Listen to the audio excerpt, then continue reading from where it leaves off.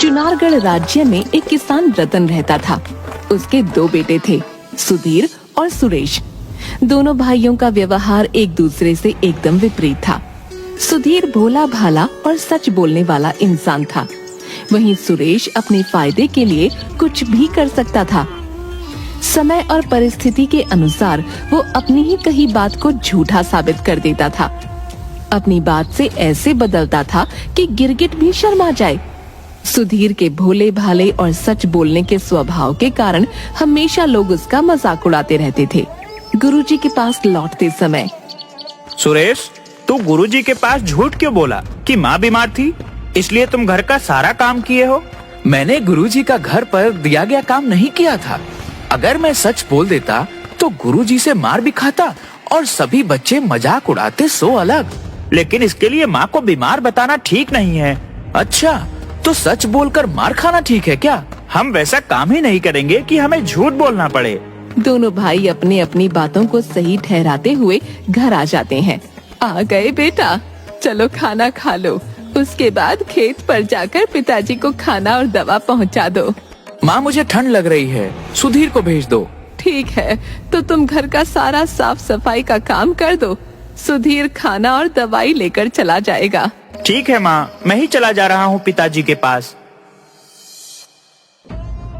ये ले और खाना खाकर जल्दी जा, वैद्य जी ने कहा है कि समय पर दवा देनी है। सुरेश खाना और दवा लेकर खेत की ओर चल देता है।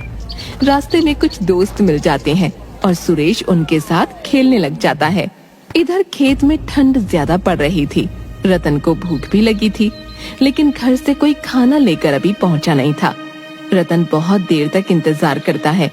उसके बाद पानी पीने के लिए बगल की नदी के पास जाता है।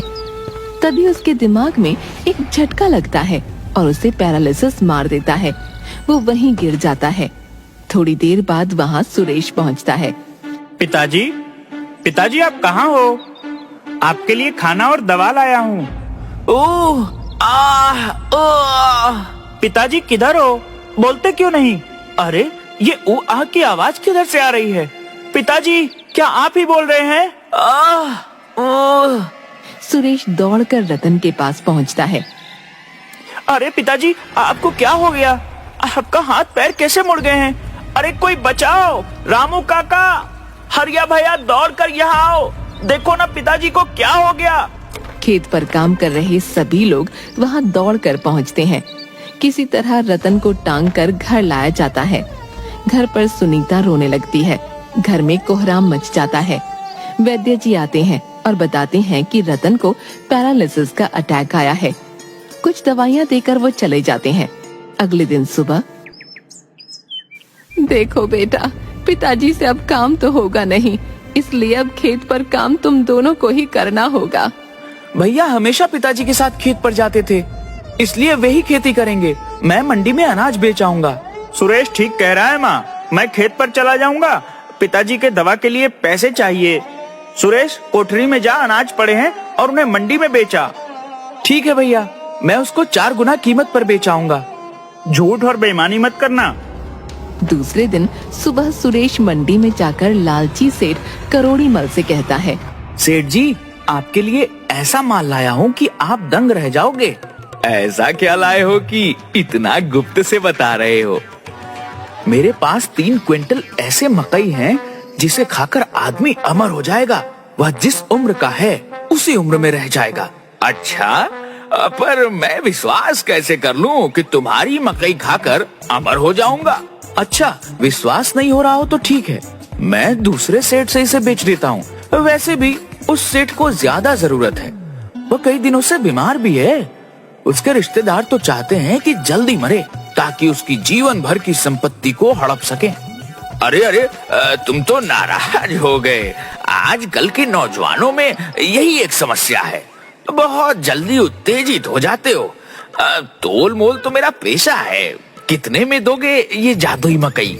7,000 मोहरे प्रति क्विंटल के हिसाब से पूरे 21,000 मोहरे लगेंगी। क्या 30,000 मोहरे प्रति क्विंटल मकई की कीमत 7,000 मोहर? धीरे बोलो सेठ, कोई सुन लेगा तो पीछे पड़ जाएगा। ठीक है सेठ, मैं चलता हूँ। आपकी जान की कीमत 30 मोहरे लायक ही है। दूसरे से 30,000 मोहरे आराम से दे देंगे इसके। अब बेटा तुम उत्तेजित बहुत जल्द हो जाते हो। अब मैंने कहा थोड़ा बहुत कम कर दो। अरे सेठ चलो 20,000 मोहरे लगेंगी। अगर हाँ हो तो बोलो, नहीं तो मैं अपनी बैलगाड़ी आगे बढ़ाऊंगा। एक पल रुको भाई, मैं अपने साला से पूछ लेता हूँ। अच्छा सेठ जी एक बात बताइए कि आपका बेटा आपका व्यापार आपके बाद संभाल लेगा? अरे वही ठीक होता तो साला को बुलाता कारोबार संभालने के लिए। यानी आपके बाद आपके साला आपके जीवन भर की पूंजी का मालिक होगा। अच्छा आपका साला मूर्ख है क्या? क्या बकते हो? वह व्यापार को दिन दुनी और रात चौगुनी बढ़ा सकता है। उसे हर नाफा नुकसान का ज्ञान है। तो वह चाहेगा कि आप अमर हो जाएं और वह जीवन भर आपके यहाँ नौकरी करे? नहीं नहीं, कभी नहीं चाहेगा। वो तो चाहता है कि कब मैं आंख बंद करूं और वह मेरे बेटे को बेदखल कर राज करे। ऐसा करो तुम 20,000 मोहरे लो, मैं अपने आदमी से बोरिया उतरवा लेता हूँ। तुमने बहुत ज्ञान की बात बताई है। अब एक और ज्ञान की बात सुन लो सेठ जी, ये मकई जादुई है। ये किसी को पता नहीं चलनी चाहिए, नहीं तो कोई भी इसे चुरा लेगा और इसके जगह पर साधारण मकई रख देगा। और हाँ, एक एक दाना रोज इसमें से खाना है। सेठ करोड़ी मल से 210 मोहरों की मकई के बदले 20,000 मोहरें ठग कर सुरेश वापस अपने गांव चल देता है। इधर सुधीर अपने खेत पर हल चला रहा होता है। तभी उधर से जग्गी किसान आता है। अरे बेटा सुधीर, मैं जरा अपने बेटे को नानी के घर पहुंचाने जा रहा हूँ। तुम मेरा खेत जोत दो। ठीक है काका, आप जाओ, मैं आपका खेत जोत दे रहा हूँ। उधर सुरेश मंडी से लौट रहा था तो देखा कि सुधीर जग्गी काका का खेत जोत रहा है। अरे भाई तू यहाँ क्यों काम कर रहा है? अपने खेत का काम पूरा हो गया क्या? नहीं भाई, वो जग्गी काका अपने बेटा को नानी घर छोड़ने गए हैं। उन्होंने कहा है कि पहले मेरा खेत जोत देना। अरे भाई वो तो अपना काम करने गया हुआ है और तू यहाँ अपना काम छोड़कर उसका काम कर रहा है। शाम हो गया है, चला बैलगाड़ी पर बैठ, घर चलते हैं। दोनों बैलगाड़ी पर बैठकर घर चल देते हैं। अरे ये बैलगाड़ी पर मिठाइयाँ और जलेबियाँ किसकी हैं? इतने सारे नए कपड़े कहाँ से आए? अरे इसमें मेरे, तुम्हारे, माँ और पिताजी के लिए कपड़े हैं। उस पतीले में मिठाइयाँ हैं। तुमने अनाज बेचकर शौक के सामान खरीद लिए। इन चीजों की कोई जरूरत नहीं थी। अभी हमारे लिए सबसे जरूरी पिताजी की दवाइयाँ और पौष्टिक खाने हैं। अरे भैया मैं दवा भी लाया हूँ। वैद्य जी के घर होते हुए आया हूँ। पूरे महीने का दवा लेकर आ रहा हूँ। 120 मोहरे वैद्य जी को देकर आ रहा हूँ। दोनों बातें करते हुए घर पहुंच जाते हैं। माँ सुनीता बाहर ही खड़ी दोनों का इंतजार कर रही थी। अरे सुरेश, तुम तो मंडी गए थे ना? फिर ये सुधीर कहाँ मिल गया तुम्हें? माँ मैं मंडी से लौट रहा था तो देखा कि भैया अपना खेत छोड़कर जग्गी काका के खेत जोत रहा था। फिर मैं इसे गाड़ी पर बिठा कर ले आया। क्यों सुधीर, अपना काम छोड़ दूसरे का काम क्यों कर रहा था? वो माँ, जग्गी काका अपने बेटे को उसके नानी घर छोड़ने गए हैं। उन्होंने कहा कि थोड़ा मेरा खेत जोत दो। अच्छा तो मना कर देते, बोल देते कि मुझे अपना काम है, मैं नहीं कर सकता आपका काम। ऐसे कैसे बोल देता? वह हमसे बड़े हैं, उन्हें हम इस तरह नहीं बोल सकते। माँ देखो, सुरेश अनाज बेचकर सारे पैसे का मिठाइयाँ और दवाई ले आया है। एक भी पैसा घर खर्च के लिए बचा कर नहीं लाया। ये पूरा सामान तो लगभग 500 मोहरों का लग रहा है। सुरेश सच सच बता, तूने ये पैसे कहाँ से लिए? कसम से माँ, मैं ये सारा सामान अनाज बेचकर ही लाया हूँ और यह 1500 मोहरे भी मेरे पास बचे हैं। सुरेश बताता है कि किस तरह लालची सेठ को उल्लू बनाकर वो 20,000 मोहरें ऐंठ कर लाया है। सुधीर सुरेश को समझाता है कि ये बहुत बुरी बात है, कल जाकर वो उसकी मोहरें वापस कराए।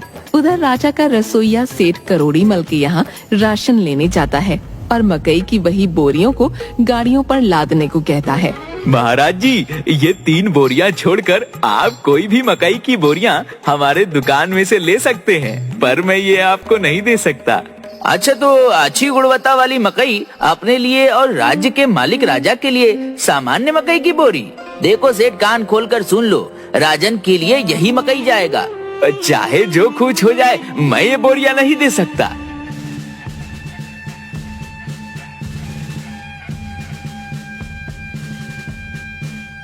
क्या बात है मंत्री जी, ये शाही रसोइया को क्यों यहाँ लाए हैं? महाराज, शाही रसोइया और सेठ करोड़ीमल दोनों बाजार में झगड़ रहे थे। महाराज, ये सेठ करोड़ीमल अच्छे मकई को अपने खाने के लिए रखता है और खराब मकई को शाही भंडार में भेजता है। महाराज की जय हो। महाराज, मुझे न्याय चाहिए। मकई की यह 3 बोरियों के अलावा दुकान में जितनी भी मकई की बोरियां हैं उनमें से कोई भी आप इस्तेमाल कर सकते हैं, लेकिन मैं इन 3 बोरियों को नहीं दे सकता। अच्छा, ऐसी क्या खास बात है इन 3 बोरी मकई में जो तुम हमें ये नहीं दे सकते? महाराज, ये जादुई मकई की बोरियां हैं। इसको सेवन करने से आदमी अमर हो जाता है। वह कभी बूढ़ा नहीं होगा, जिस अवस्था में है उसी अवस्था में रहेगा। इसे हमने एक किसान से 20,000 मोहरे देकर खरीदे हैं। महाराज, दुनिया में ऐसी कोई चीज नहीं है जो इंसान को अमर बना दे। यह सेठ झूठ बोलकर हमें बहला रहा है। 200 मोहर के मकई को 20,000 मोहर में कौन बुद्धू खरीदेगा? उस किसान को बुलाओ, दूध का दूध और पानी का पानी हो जाएगा। सैनिक सेठ करोड़ीमल के बताए हुए हुलिये पर सुरेश को पकड़कर राजा के पास पेश करते हैं।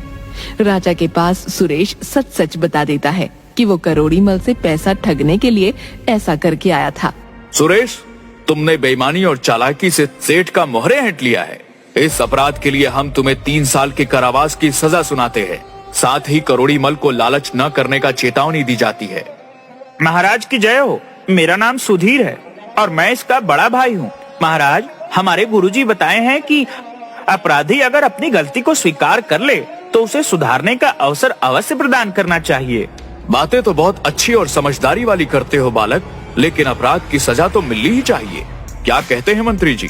जी महाराज, आप सही बोल रहे हैं। ठीक है, कल सुबह जो भी पहला 3 लोग मदद के लिए आएंगे उनकी मदद तुम्हें करनी होगी। तुम्हारे पास 20,000 मोहरों में से 500 मोहरे अपने पास रखकर शेष मोहरों को मदद में लगाने की इजाजत है। दूसरे दिन सुबह पहला फरियादी एक बूढ़ी औरत आती है। महाराज की जय हो। कल रात आंधी में मेरा घर गिर गया, मेरी बकरी भी दबकर मर गई, मेरा कोई नहीं है।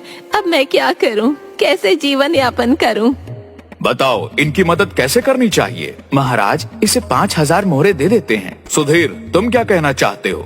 महाराज, मुझे लगता है कि 2 और फरियादी को पहले सुन लेते हैं। हो सकता है कि उन्हें इनसे ज्यादा की जरूरत हो। बहुत अच्छे, और फरियादी बुलाए जाएं। महाराज की जय हो। मैं एक राजमिस्त्री हूँ। मुझे काम 10 दिन बाद मिला है। 3 दिन से बैठा हूँ। 10 दिनों के घर खर्च के लिए कुछ मदद मिल जाती तो बहुत कृपा होती। ठीक है, अभी बाहर प्रतीक्षा करो। तीसरा फरियादी को बुलाया जाए। महाराज की जय हो। मैं एक पुजारी हूँ। मेरे मंदिर की कुटिया में अनाथ बच्चे रहते हैं, लेकिन जंगली जानवरों के आतंक से परेशान हूँ। आप कार्य तो बहुत ही अच्छा कर रहे हैं पुजारी जी। बताइए, हम कैसे सहायता करें आपकी? कृपया मेरे मंदिर के प्रांगण को पक्की 4 दीवारी घेरवाने की व्यवस्था की जाए और बच्चों की देखभाल करने के लिए एक आदमी की व्यवस्था की जाए। अब बताओ, इनकी मदद कैसे किया जाए? महाराज, इन सभी को बचे हुए 19,500 मोहरों में से मोहरे बांट कर दे देते हैं। सभी की जरूरत पूरी हो जाएगी। सुधीर, तुम्हारा क्या विचार है?